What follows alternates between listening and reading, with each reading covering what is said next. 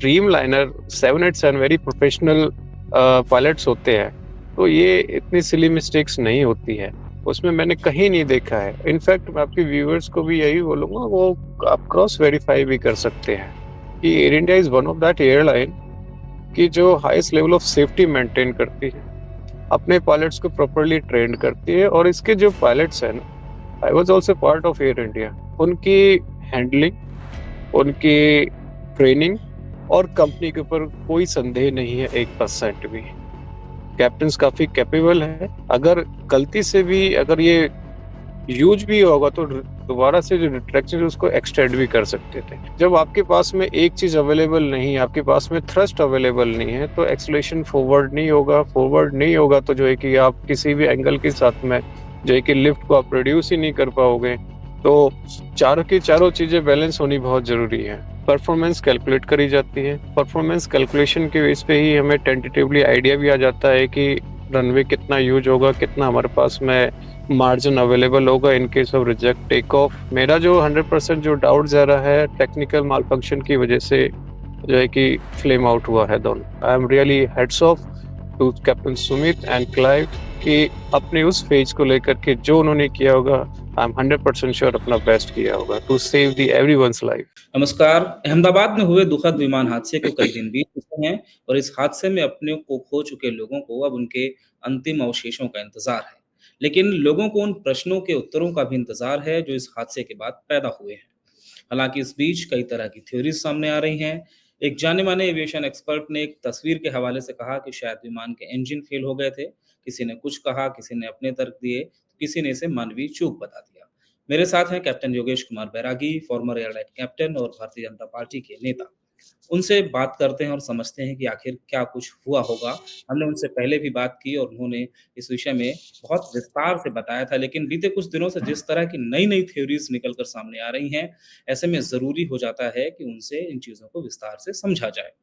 पहला सवाल सर आपसे ये है कि एक वीडियो का विश्लेषण करते हुए एक एक्सपर्ट हैं कैप्टन स्टीव साहब, उन्होंने दावा किया कि विमान में रैट यानी रैम एयर टरबाइन जो है, वो बाहर निकल आई थी, वो एक्टिवेट हो गई थी।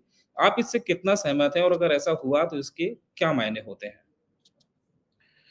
सबसे पहले तो आपके जितने भी व्यूअर्स हैं उस सभी को मेरी तरफ से नमस्कार। जैसे कि कैप्टन स्टीव ने जो बताया है वीडियो को जो एनालाइज़ उन्होंने किया है, जो रैम एयर टरबाइन है बेसिकली ये इमरजेंसी सोर्स को लेकर के है।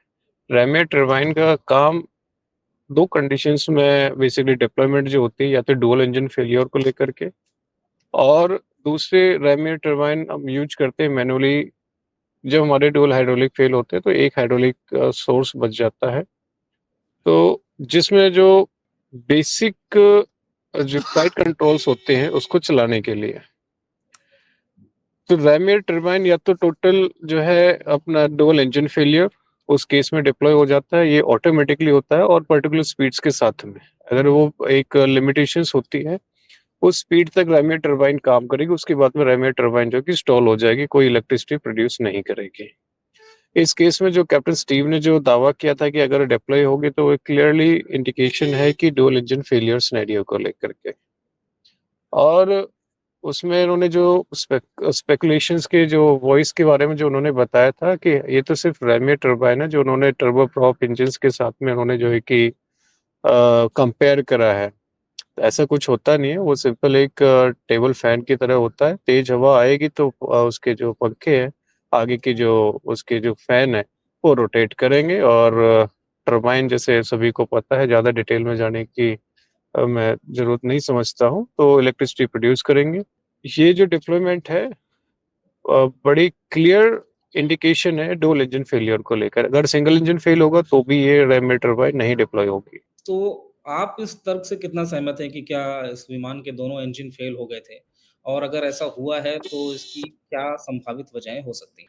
मैं अगर इस एयरक्राफ्ट की, हालाँकि अभी कहना बहुत ही मुश्किल है बिकॉज़ जल्दी ही कुछ दिनों के अंदर जो है जो डीएफडीआर है, ब्लैक बॉक्स और सीवीआर है, वो दोनों की दोनों जो है कि रिट्रीव कर लिया गया है, अंडर इन्वेस्टिगेशन में है। और जैसे ही डीजीसीए और further team, investigation team detail लेकर के सबके बीच में जो है कि एक प्रेस नोट तो जारी करेंगे ही, तो वो मैसेज कंपनी को भी आएगा। दूसरी चीज़ ये है कि जो अपने ऑब्जर्वेशन के हिसाब से मैं कह सकता हूँ कि ये clear cut dual engine failure का सिनेरियो है।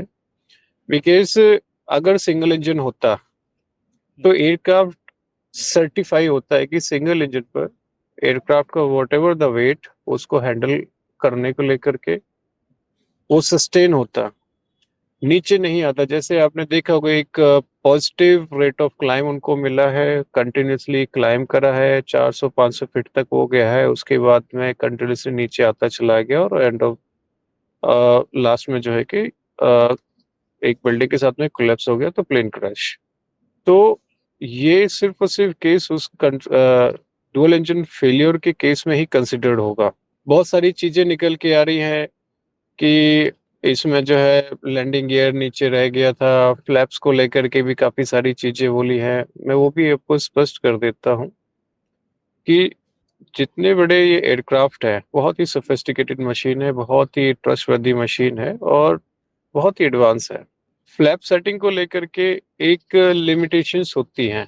अगर इन केस इनएडवर्टेंटली अगर मिसहैंडलिंग भी हो रही है कोई चीज़ें, एक पर्टिकुलर स्पीड है, जैसे एयरबस के अंदर अ, कभी गलती से जैसे फ्लैप्स भी रिट्रैक्ट हो गए हैं, जबकि उनकी एक कुछ समय बाद में रिट्रैक्ट करने होते हैं। गलती से अगर 1% रिट्रैक्ट भी होते हैं, तो एक डिवाइस है फ्लैप के अंदर, विंग के अंदर स्लैट्स और फ्लैप जो हर जहाज के अंदर होते हैं।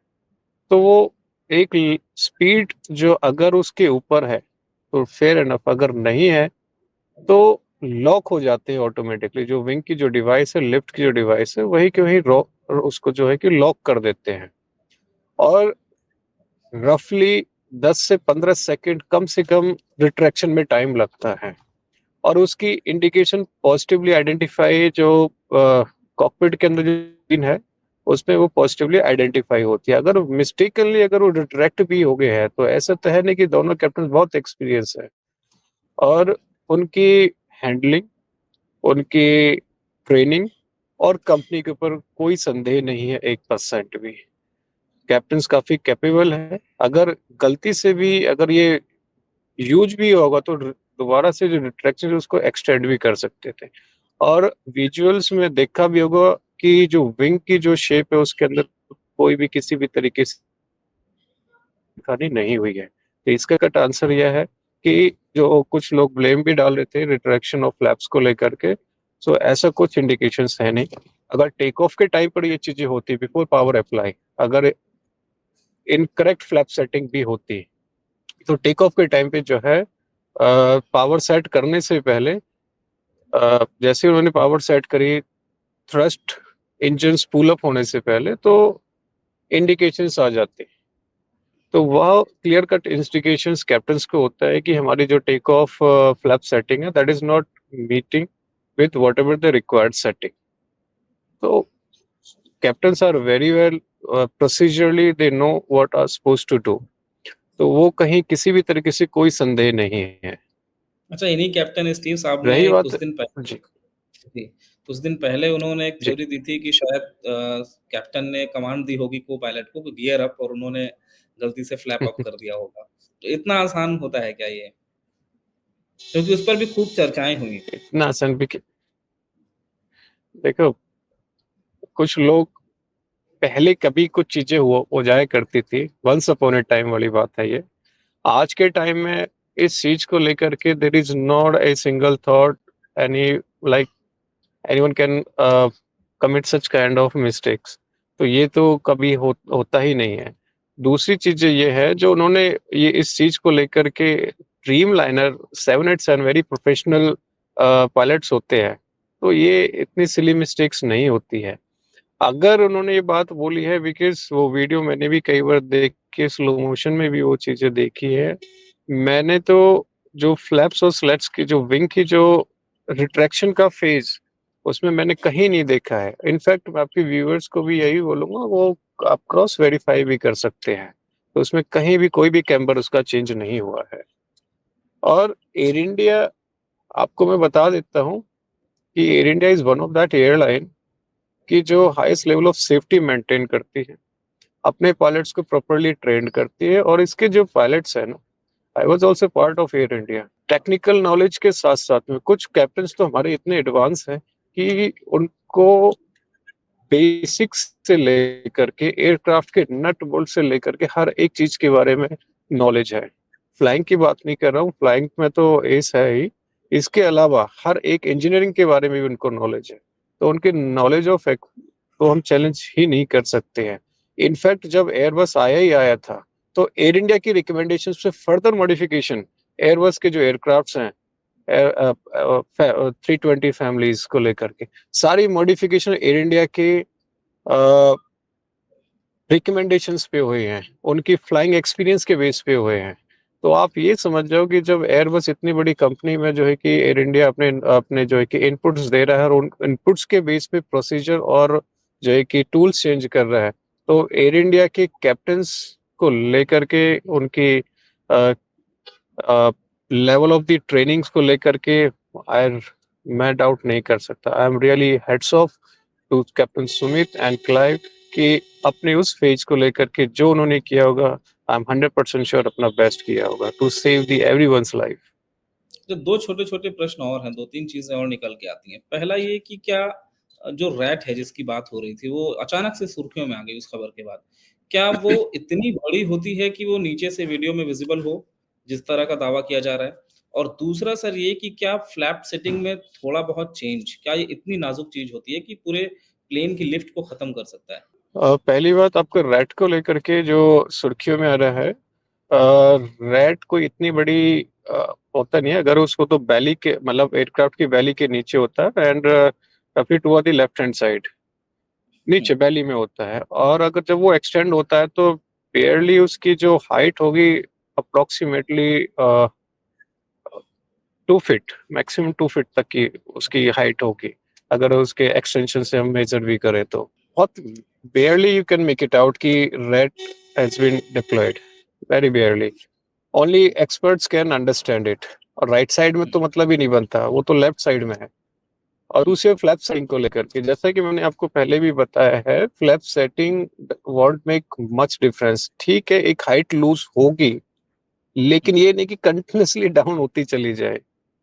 हुँ, और इन केस अगर ये सिंक फील मतलब लेट्स से कि अगर पहले 2000 sorry 1500 feet rate of climb उसकी मेंटेन हो रही है, अगर फ्लैप्स रिट्रैक्ट हो रहे हैं तो 1500 फीट रेट ऑफ क्लाइम की वजह से वो डिक्रीज होकर के 1300 आ जाएगी, 1400 आ जाएगी, 1100 आ जाएगी, वो नेगेटिव में नहीं जा सकती है।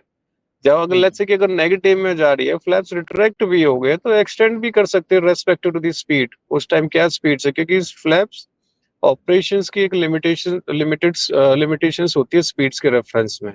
वो जिस भी क्राइटेरिया में स्पीड्स होगी उस लेवल ऑफ द डिग्री के फ्लैप्स यूज करे जाते हैं। तो ऐसा नहीं है कि नेगेटिव लिफ्ट्स क्रिएट होगी है और एयरक्राफ्ट जस्ट नीचे आता चला गया है। पैरेलली लैंडिंग गियर एक्सटेंशन को लेकर के aircraft is also certified to fly with landing gear down under some abnormalities. तो ये नहीं कि लैंडिंग गियर भी नीचे है तो भाई जहाज नीचे आता चला जाएगा। There could be some issues while handling at such a critical phase because of the distraction or high workload. To handle that situation, they might have forgotten to retract the landing gear.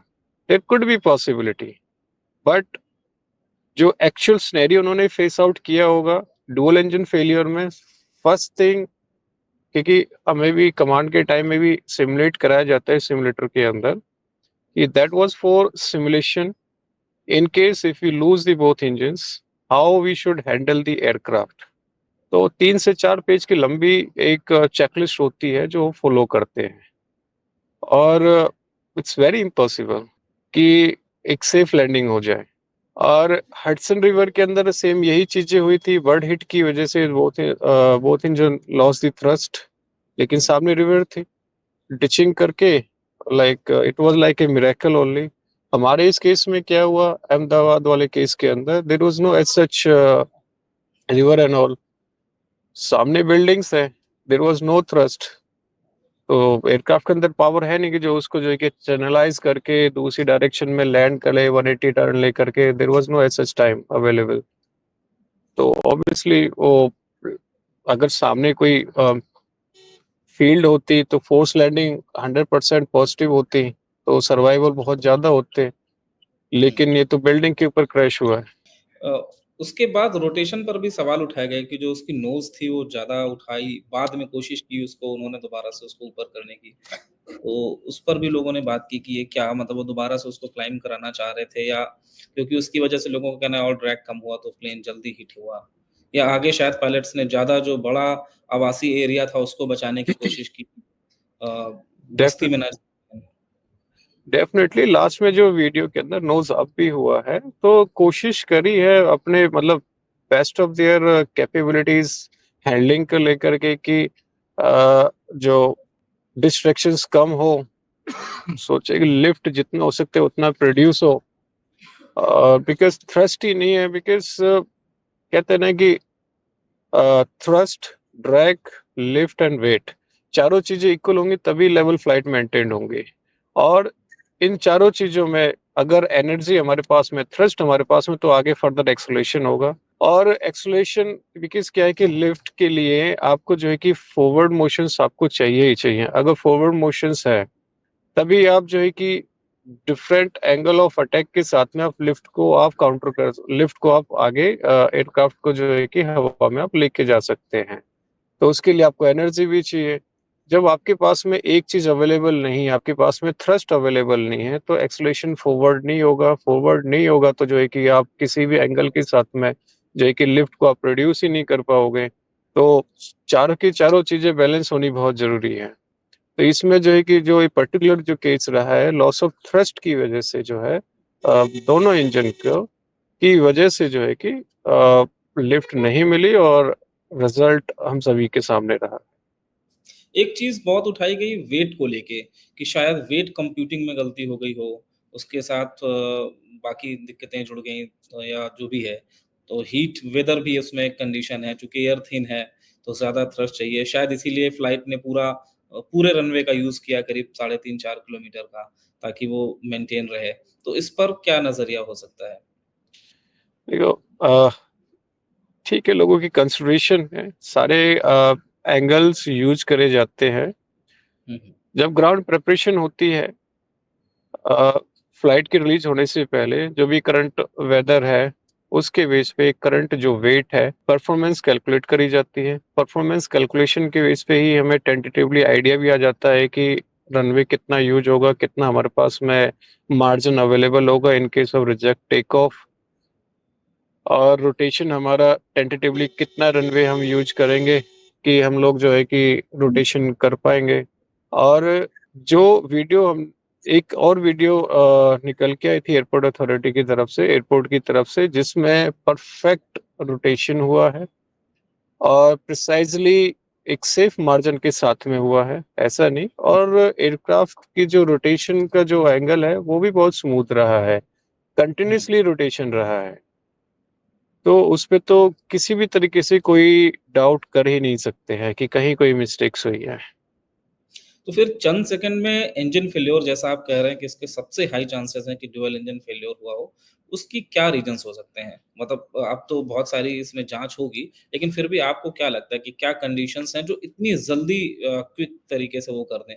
क्योंकि bird seat वाला भी angle उतना दिख नहीं रहा, लोगों का कहना है कि वहाँ पे उस तरह ना तो झुंड दिखे, ना धुआँ दिखा, स्मोक दिखा, कुछ नहीं दिखा इंजन के पीछे। करेक्ट, क्योंकि डुअल इंजन फेल्योर के केस को लेकर के जो कंडीशंस है मतलब जिसकी वजह से डुअल इंजन फेल्योर होता है, एक तो बर्ड हिट है, लेकिन बर्ड हिट की वजह से अगर बर्ड हिट हुई भी होती जो वीडियो के अंदर there was no there was no as such the fumes flames were noticed कि पीछे से कुछ निकल रहा है। तो मेरे को तो डाउट है बर्ड हिट हुई होगी but there could be possibilities शायद वीडियो में नहीं नज़र आ रही हो, शायद हो भी हो। दूसरी चीज़ फ्यूल कंटामिनेशंस का भी इश्यूज़ होता है कि दोनों इंजन से जो फ्यूल है, फ्यूल कंटामिनेशंस की वजह से जो है कि पानी की मात्रा उसमें ज़्यादा आ गई हो, कंबशन्स प्रॉपर्ली हुआ नहीं है जिसकी वजह से फ्लेम आउट हो गया हो। तीसरी चीज़ अ, मालफंक्शंस, इंटरनल मालफंक्शंस को लेकर के कि जो अंदर जो काफ़ी सारे जो है कि अगर वो थोड़ा-सा जो इंजन्स के बारे में थोड़ा-सा जेट इंजन के बारे में थोड़ी इन डिटेल में चले जाएँगे। कोई ना कोई इश्यूज़ ऐसा रहा होगा इंटरनली इलेक्ट्रिकल इलेक्ट्रिकली कुछ उसके अंदर हुआ होगा कि जिसको लेकर के दोनों इंजन फ्लेम आउट है। मेरा जो 100% जो डाउट ज़रा है टेक्निकल मालफंक्शन की वजह से जो है कि फ्लेम आउट हुआ है दोनों। ठीक है कैप्टन साहब, आप हमारे साथ में जुड़े, आपका बहुत-बहुत धन्यवाद क्योंकि अब हादसे की जाँच चल रही है, दोनों उसके उसका ब्लैक बॉक्स मिल गया है। अब उसके साथ में ज़ाहिर-सी मलबे की भी जाँच चल रही है, अलग-अलग एजेंसीज़ उनकी जाँच करेंगी और प्रयास ये होता है कि दोबारा इस तरह के हादसे ना हों, उस तरह से चीज़ें रिकमेंड की जाएँ, आगे उनमें सुधार हो। हम ये उम्मीद करेंगे कि अब ऐसी घटनाएँ देखने को ना मिलें, इस हादसे से सबक लें और जो निरंतर सुधार हैं, वो किए जा सकें ताकि लोगों का इस सबसे सेफेस्ट जो ट्रैवल मोड है उस पर भरोसा, उस पर ट्रस्ट और मेंटेन बना रहे। बहुत-बहुत धन्यवाद सर आपका हमारे साथ जुड़ने के लिए और हमारे दर्शकों को विस्तार से इस बारे में जानकारी देने के लिए।